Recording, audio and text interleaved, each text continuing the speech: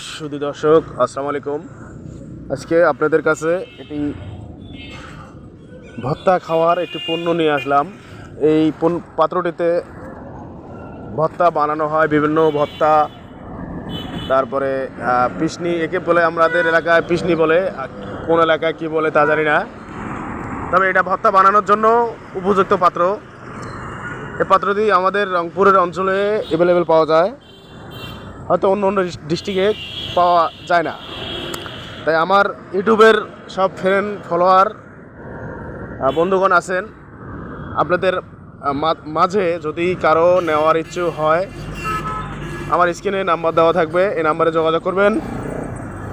আমি আপনাদের কাছে পৌঁছে দেওয়ার ব্যবস্থা করব এবং আমার পেজটা ফলো করবেন, সাবস্ক্রাইব করবেন, বেশি বেশি শেয়ার করবেন।